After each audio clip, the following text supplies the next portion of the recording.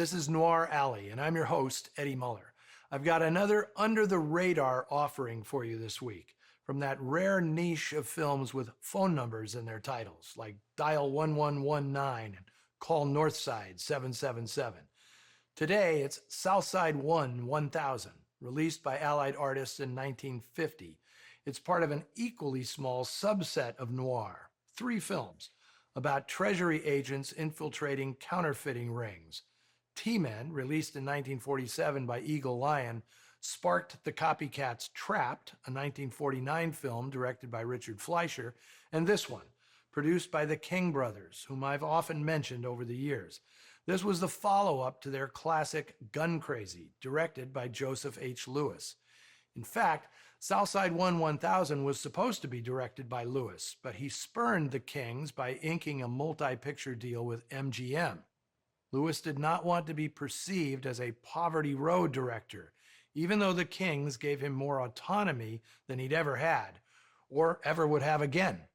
Lewis later admitted that it was a mistake to abandon the boys for the prestige of Metro-Goldwyn-Mayer, where he had far less control over his films.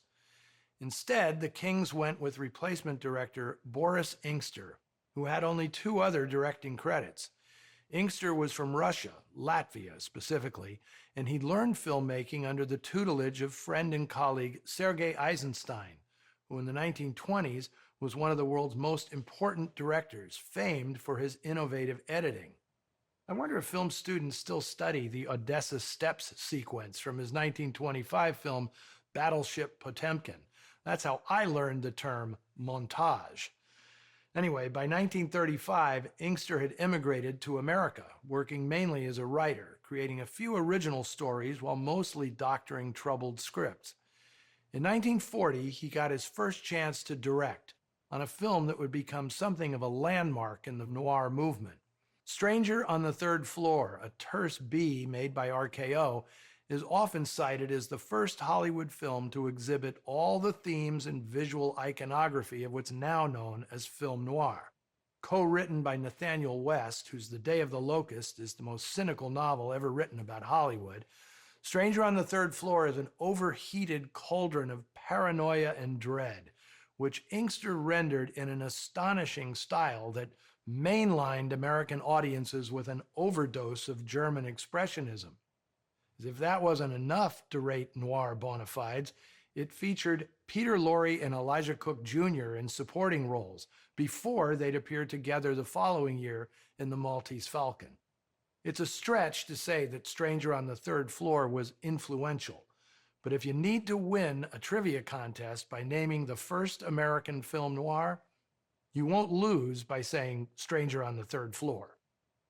Yet Inkster didn't direct again until 1947, a largely forgotten RKO romantic comedy called The Judge Steps Out, which doesn't have a trace of noir in its DNA.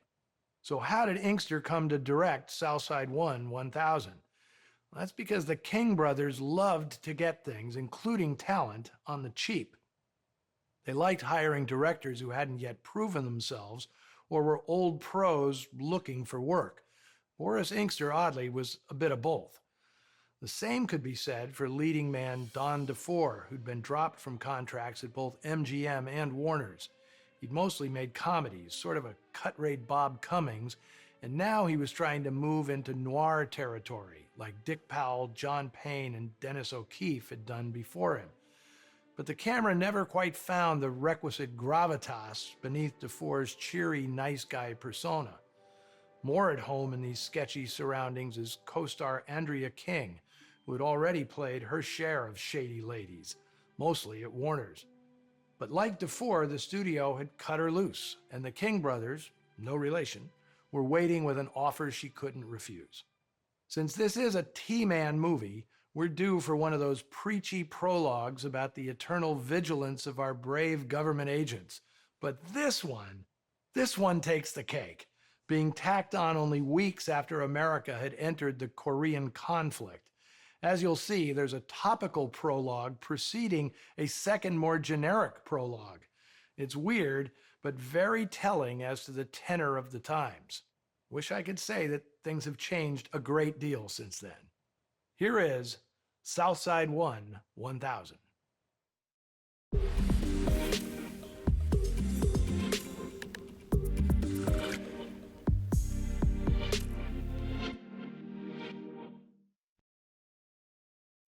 The best thing about Southside 1, 1000 is Andrea King playing the queenpin of a criminal racket, which frankly is the only original thing about this movie.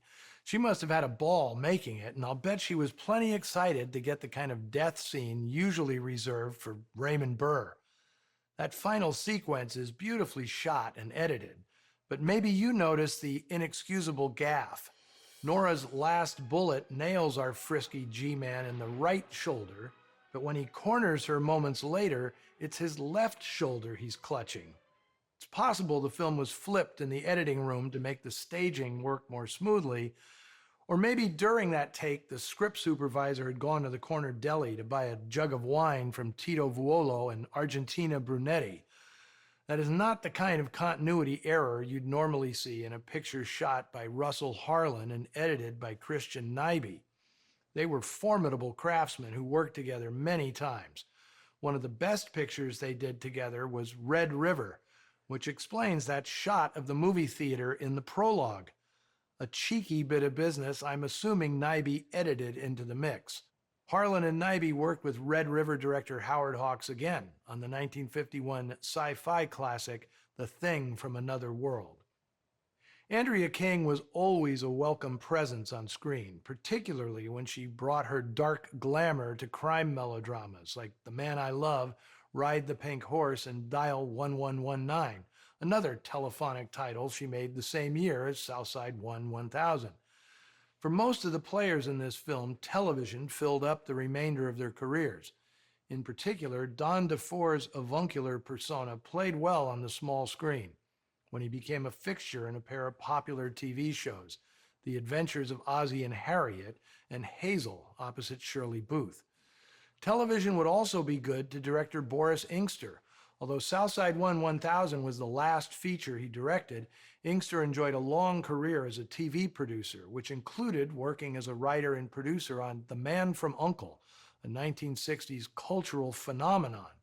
Actually, Inkster could claim a couple of additional movies on his resume, namely One of Our Spies is Missing and The Spy in the Green Hat. Both of those were created by inserting additional sex and violence into two-part episodes of The Man from U.N.C.L.E. and releasing them in movie theaters, a unique strategy that shows just how popular that show was.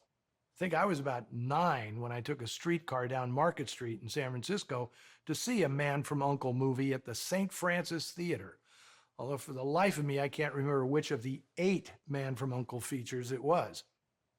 It was quite an eclectic career for the Latvian immigrant, going from being a protege of Sergei Eisenstein to making Stranger on the Third Floor to producing The Man from U.N.C.L.E.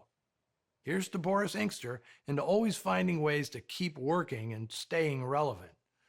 Next time, I'll again be dipping into Professor Muller's inventory of obscurities to bring you a rare crime biopic made at Warner Brothers in 1950. David Bryan stars as a real-life thief who specialized in ripping off Hollywood stars. Sound intriguing? Then join me back here next week at Bar 355 for The Great Jewel Robber. Until then, I'll see you in the shadows. Next on TCM, Murder, She Said, then Murder Most Foul, and later, Murder Ahoy. It's Homicide at High Tide on TCM tonight.